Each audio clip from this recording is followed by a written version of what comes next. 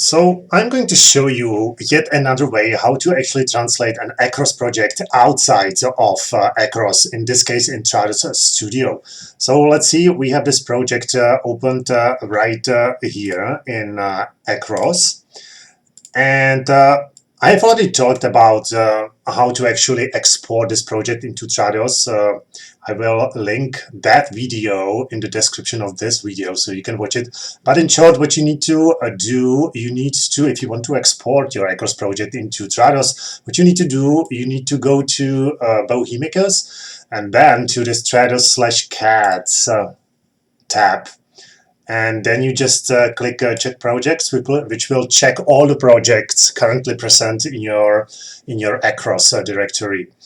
Acros works with a database. It doesn't work with files. It works with databases. So this is why you can connect to these databases and you can actually read an Acros project outside of Acros. So once you have clicked this check projects button, then you can actually select your project from this drop-down menu. And my project is called Kettle YouTube. So you just click it, and as you can see, it will be instantly loaded into this view. And then what you can do, you can simply click this export to Trados. And you can choose your file name here, and you can choose your language combination. And then you can actually click export. So let's try that. Yes. And as you can see, when you now go to your folder where you have saved it, you can see that it will be actually saved here. As you can see, it's right this file, and now it's a Trados file. So you could now actually open it. So why not? Let's open it. Let's double click it and open it in Trados. And as you can see, it's been opened here. And now what you can do, you can simply translate your project in a Trados. So you translate it, you translate it, you translate it. And then what you need to do is to actually export the final resulting translation memory. So which you can do, for instance, by going to project settings and then clicking this export and exporting your translation memory into a TMX file, into a translation memory export file. Okay, so I have already done this, so it's been all prepared. So I have now translated all this file and it's stored in my translation memory. So what I can do now, if I want to actually import it back into Acros and finish my project, then what I can do is to actually open Bohemicus.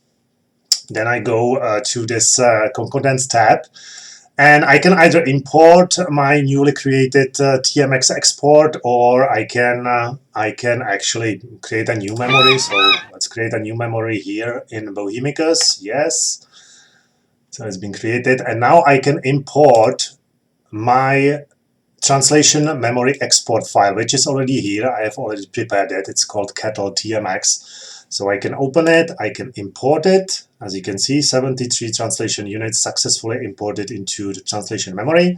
And now I can minimize Bohemicus and I can go back to Acros. And I can simply open my segment, and now I simply press Shift+Space. I press Shift+Space, and my translated segment will be pulled from Bohemicus memory and inserted into Acros. As you can see, you can also check it here. It will be shown in this Bohemicus window.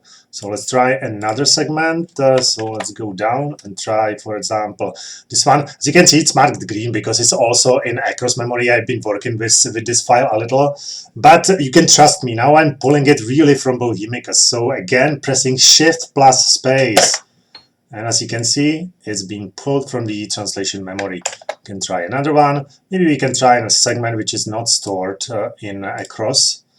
It should be somewhere by the end. Yeah, for instance, this segment. So let's open it and let's press Shift+Space.